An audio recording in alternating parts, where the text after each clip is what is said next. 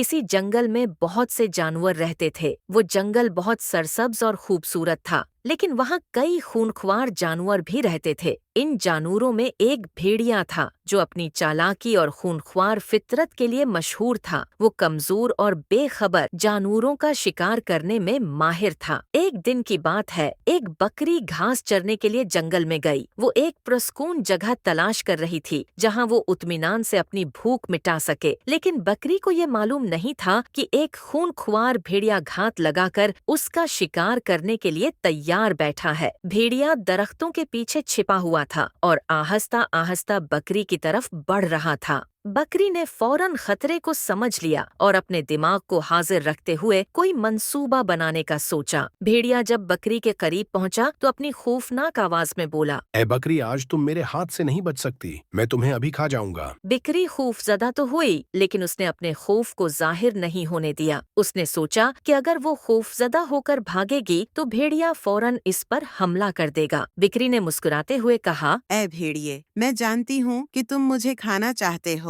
लेकिन उससे पहले कि तुम मुझे खाओ, मेरी एक छोटी सी ख्वाहिश पूरी कर दो। भेड़िया हैरान होकर बोला, कौन सी ख्वाहिश? जल्दी बताओ, क्योंकि मुझे ज्यादा इंतजार पसंद नहीं। बकरी ने कहा, मैं चाहती हूँ कि तुम मेरे लिए एक दुआ पढ़ दो ताकि मेरी मौत आसान हो जाए। अगर तुम ऐसा करोगे तो मैं खुशी खुशी तुम्हारे हाथों मरने के लिए तैयार हूँ। भेड़िया ये सुनकर खुश हो गया कि बकरी उसके हाथों आसानी से शिकार बनने के लिए तैयार है। उसने सोचा कि दुआ पढ़ने में क्या हरज है, इससे तो शिकार भी आसान हो जाएगा और बकरी भी खुश हो जाएगी। भेड़िया दुआ पढ़ने के लिए अपनी जगह खड़ा हो गया। उसने अपनी आंखें बंद की और जोर जोर से दुआ पढ़ना शुरू कर दी। वो इतना मग्न हो गया कि उसे ये भी ख्याल न रहा कि बकरी कहाँ है और क्या कर रही है। जब भेड़िया दुआ पढ़ने में मसरूफ था तो बकरी ने मौका का फायदा उठाया। वो तेजी से भाग निकली और जंगल के दूसरे हिस्से में पहुंच गई जहां वो महफूज थी। जब भेड़िया दुआ पढ़कर फारिग हुआ तो उसने देखा कि बकरी वहां मौजूद नहीं थी। वो हैरान और गुस्से से चीखने लगा, ये बकरी तो मुझे धोखा देकर भाग गई।